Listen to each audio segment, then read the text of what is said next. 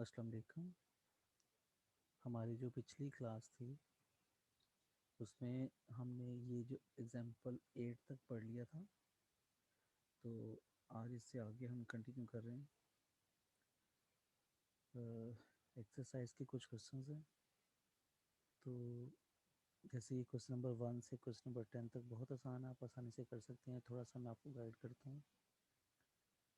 जैसे कि क्वेश्चन है, let F of X equals to 7 minus 5x। Then ये जो फर्स्ट पार्ट है इसका, इसमें आपने ये फाइंड करना है एफ ऑफ 3।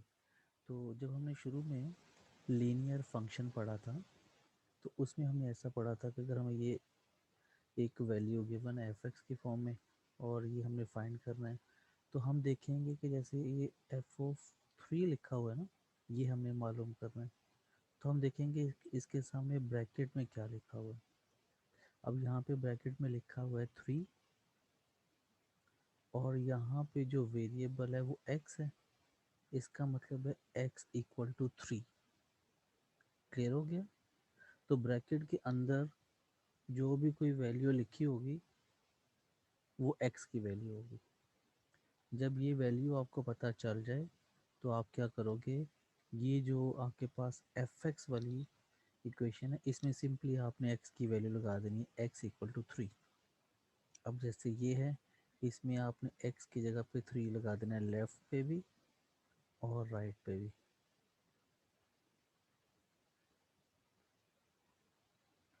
ठीक है जी, इसको हम सिंप्लीफाई कर लेंगे तो आंसर आ जाएगा। तो ये -8 इसका आंसर आ जाएगा। ठीक है जी, बहुत आसान है। इसी तरीके से अगर आप ये मालूम करें एफ ऑफ 4, तो इसको मालूम करने के लिए आपको क्या करना पड़ेगा, आपको x की जगह पे 4 लगाना पड़ेगा। जैसे आपने ये सारा सोल्यूशन किया ना, इसमें आपने x की जगह पे 3 लगाया था, तो क्वेश्चन नंबर 2 के लिए आप x की जगह पे 4 लगा देंगे। ठीक है, तो ये आप खुद आसानी से ट्राई कर सकते हैं। सिमिलरली जो इसका थर्ड पार्ट है ये वाला, इसमें देखिए आपने x की जगह पे -2 रिप्लेस कर देना यहाँ पे, और जो फोर्थ पार्ट है इसमें आपने x की जगह पे इधर -1 रिप्लेस करना है। तो ये फोर्थ पार्ट मैं ट्राई करता हूँ। देखें, जहाँ जहाँ पे x है आपने -1 क्यों लगाना है, क्योंकि हमने कहा था जो ब्रैकेट के अंदर होगा वो x की वैल्यू होगी। इसका मतलब x की वैल्यू है आपके पास -1।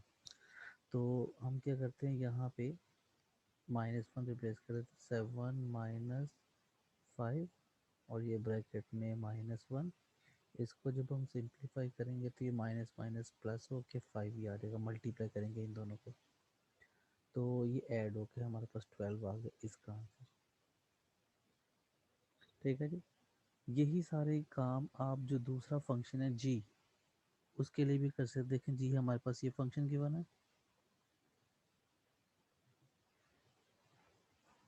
और इसके लिए जो हमने फाइंड करना है,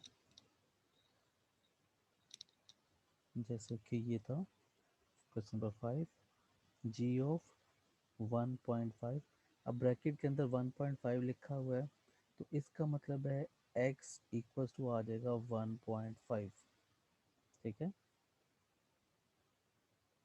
तो ये x की वैल्यू आ गई 1.5। कैसे पता चला, ये यहाँ पे ब्रैकेट के अंदर लिखा हुआ था। अब हमने क्या करना है, ये मालूम करना है, तो उसके लिए हम क्या करेंगे, इस वाले फंक्शन में x की ये वाली वैल्यू लगा देंगे। ठीक है, तो 1.5 लगाना यहाँ पे, तो आपके पास आ जाएगा g 1.5 इक्वल्स टू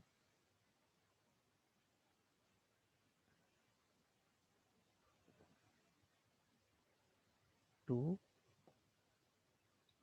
इंटू 1.5 और ये -3। अच्छा जी, इन दोनों को मल्टीप्लाई करेंगे हम 1.5 को 2 से, तो ये 3 आ जाएगा, और ये -3 ये वाला एज इट इज, इनको जब ऐड करेंगे तो 0 आ जाएगा। इसी तरीके से आप बाकी भी मालूम कर सकते हैं। तो मैं ऐसे करता हूँ, मैं ये क्वेश्चन 10 ये वाला मालूम करता हूँ। तो इसमें देखें ब्रैकेट के अंदर लिखा हुआ है एक्स स्क्वायर। इसका मतलब है कि x की वैल्यू, सॉरी के स्क्वायर लिखा हो, तो x की वैल्यू आपके पास ना के स्क्वायर के बराबर आ गई। और ये फंक्शन g है, इसका मतलब है आपने ये वाला इस्तेमाल करना है। तो इसमें जहाँ जहाँ पे x है आप के स्केयर रिप्लेस कर देंगे, g of K square equals to 2 k square -3। यही आंसर आ जाएगा, इससे ज़्यादा हम सॉल्व नहीं कर सकते। ठीक हो गया। और इसी तरीके से ये जो हमारे पास क्वेश्चन नंबर 9 है, तो इसमें देखिए फंक्शन f है।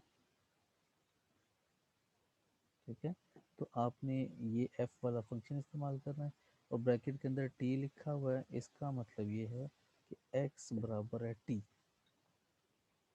बाकी तो आप कर ही सकते हैं।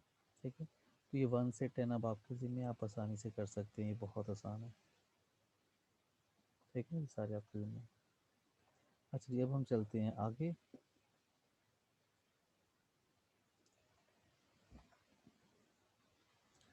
यहाँ पे देखें, ये कुछ सॉरी ये सवाल थे लीनियर इक्वेशन से related, question number 19 and other.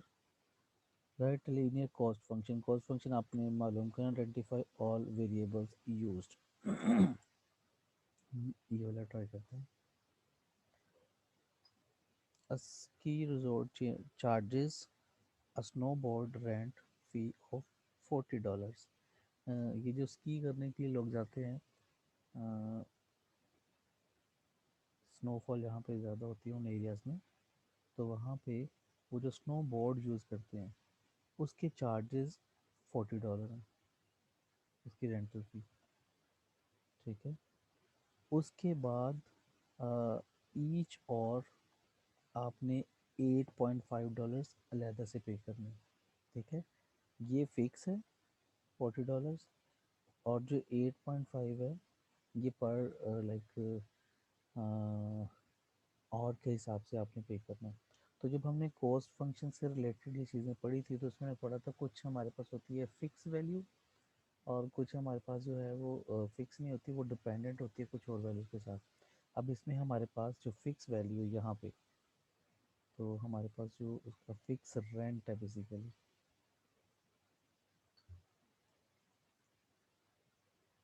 उसकी जो फिक्स रेंट की कॉस्ट वो है $40।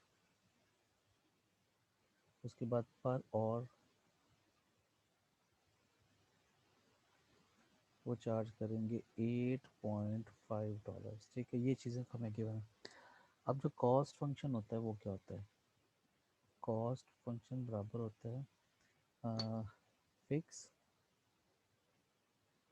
प्लस वो जो एक्स्ट्रा वाली वैल्यू होती है, वो एक्स्ट्रा वाली वैल्यू हमारे पास यहाँ से आ जाती है। ठीक है, बल्कि मैं कैसे करता हूँ, पहले मैं आपको ना जो अपने कॉस्ट फंक्शन से रिलेटेड एग्जाम्पल पढ़े थे, मैं जल्दी से उसको रिव्यू करवा दूँ, तो आपको आसानी होगी ज़रा देखने में।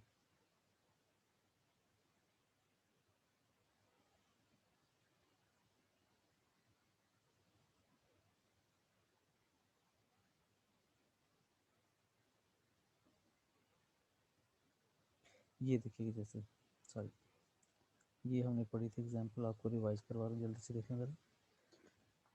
$5,000 उसकी फिक्स थी, और उसके बाद for each copy they spend $12 to produce an individual copy. ये हमें एग्जाम्पल लास्ट में पढ़ी थी, हमने C F X find out किया था।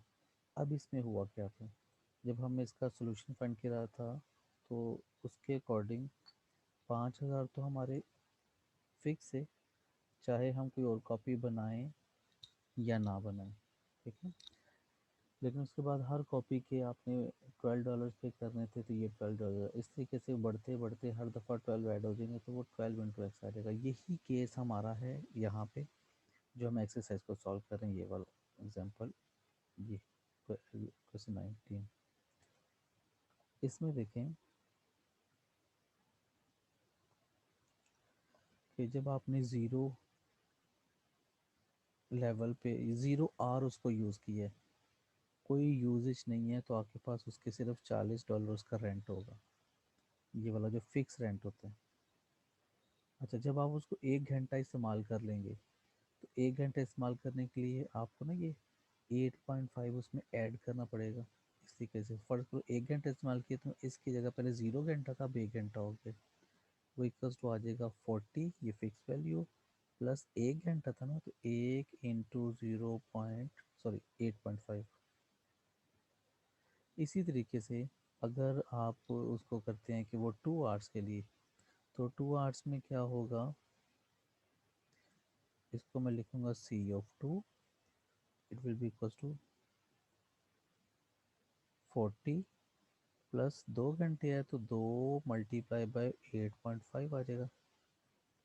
तो यहाँ पे आप नोटिस करें एक बात कि अगर 2 घंटे हैं तो यहाँ पे 2 आया और यहाँ पे 2 आया, ठीक है।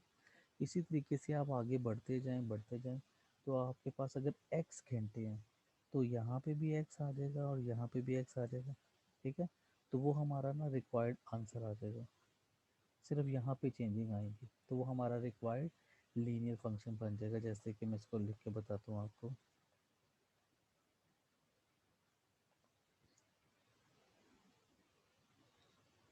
ठीक है। तो ये हमारा रिक्वायर्ड फंक्शन है, क्योंकि आपने x हमें पता नहीं है एग्जैक्टली कितने घंटे हमें यूज़ करना है, तो इसलिए हमने लेट कर लिया कि हमें x घंटे इस्तेमाल करना है। तो इसका मतलब है cost of x are equal to fix rent plus x multiply by per hour. अगर 1 घंटा था तो 1.1.5 8.5 से एक दफ़ा मल्टीप्लाई किया, 2 घंटे थे तो 2 दफ़ा मल्टीप्लाई करेंगे, अगर x घंटे हैं तो x दफ़ा मल्टीप्लाई करेंगे, x को मल्टीप्लाई करेंगे 8.5 से, तो ये हमारे पास उसका लीनियर फंक्शन आ जाएगा, ठीक है। तो ये बहुत आसान है। इससे रिलेटेड ना कुछ और भी आसान से क्वेश्चन है, मैं अभी आपसे शेयर करता हूँ। ये देखिए, इंटरनेट यूज़ करने के जो ये रजिस्ट्रेशन चार्जेस हैं वो $10 हैं। उसके बाद आपने क्या करना है कि ये 99 सेंट जो हैं ये डाउनलोडिंग पर सॉन्ग जो है वो आपने उनको देने हैं। अच्छा, सेंट्स हैं तो आप उसको 0.99 डॉलर्स भी लिख सकते हैं ना, $0.99 इक्वल्स टू 99 सेंट्स, ठीक है। अगर मैं गलत नहीं हूँ तो लेट मी चेक।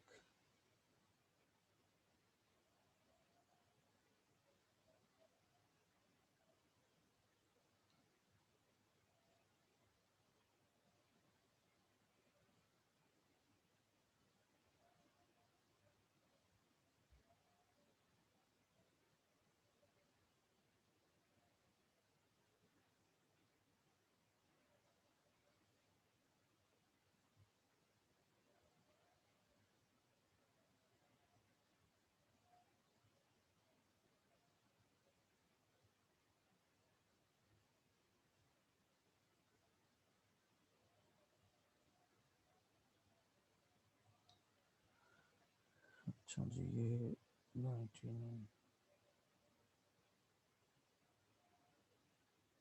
हाँ जी। तो जो हमारे पास 99 सेंट है, अगर आप, क्योंकि देखें यहाँ पे जो आपके पास प्राइस लिखी हुई है वो डॉलर्स में लिखी हुई है, और जो ये आपको बाकी चार्जेस बता रहे हैं ये सेंट में बता रहे हैं।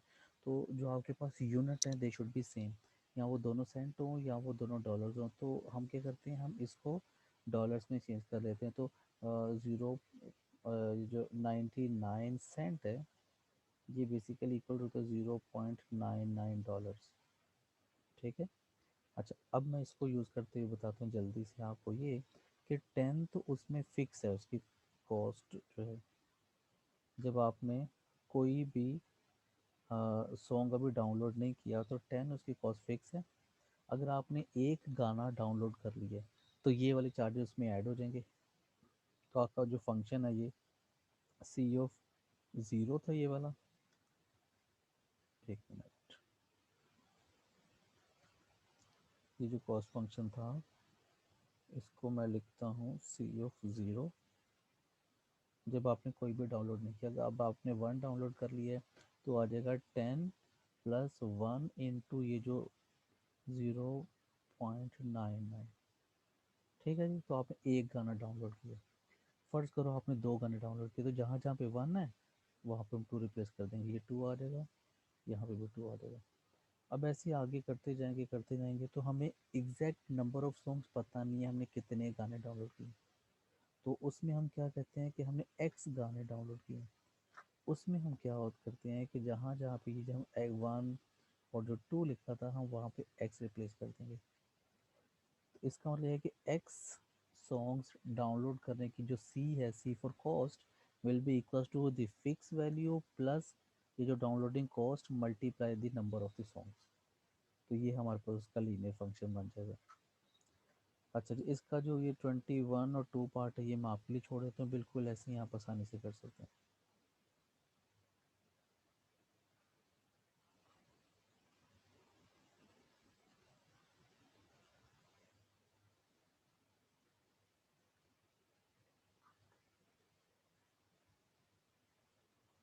अच्छा जी, आगे चलते हैं। इसके कुछ मज़ीद क्वेश्चन मैं आपसे बाद में डिस्कस कर लूँगा, अभी मैं ज़रा, हाँ, मेन चीज़ एक ये भी डिस्कस करनी थी, जो 1.3 एक्सरसाइज है दिल्ली स्क्वेयर्स लाइन, ये आपके सिलेबस में शामिल नहीं है। और अब हम चलते हैं आगे, जो हमारा इंटरेस्टिंग से टॉपिक है, बहुत आसान सा। हाँ, मुझे लगता है शायद मैं आगे आ गया हूँ। नहीं, यही ठीक चल रहा है। हमने चैप्टर 2 स्टार्ट कर रहे हैं, ये वाला। और इसमें जो हमने लीनियर फंक्शन पढ़ा था ये बेसिकली उसकी एक्सटेंशन है। प्रॉपर्टीज ऑफ फंक्शन क्या है, quadratic function, translation and reflecting, ये सारी चीज़ें हम थोड़ी थोड़ी करके ना डिस्कस करेंगे, आसान सी हैं। अच्छा जी, पहले तो देखते हैं कि हमारे पास फंक्शन क्या होता है, फंक्शन और उसकी प्रॉपर्टीज़। तो आ, आप फंक्शन को समझने के लिए एग्जांपल ले लें, जैसे कि आपके पास एक मशीन है जूस वाली, जैसे आप यूनिवर्सिटी में होते हैं तो कभी शेक वगैरह या जूस जूस खास तौर पर जैसे आप लेते होते हैं, तो हाँ, आजकल जैसे मशीन्स हमारी इस टाइप की होती हैं, और यहाँ पे कोई ना कोई वो हमारे पास एक स्पेस बनी होती है जहाँ से हम फ्रूट्स ऐड करते हैं, और वो फ्रूट्स के ऊपर यहाँ पे जो भी कोई प्रोसीजर होता है मशीन का, वो उसको क्रश करके तो यहाँ से उसका ना जूस बाहर आना शुरू हो जाता है। यहाँ पर हमने अपना कोई ना कोई इस तरीके से ग्लास लगाया होता है और इसमें हमारा जूस फिल हो जाता है। यहाँ से हम फ्रूट ऐड करते हैं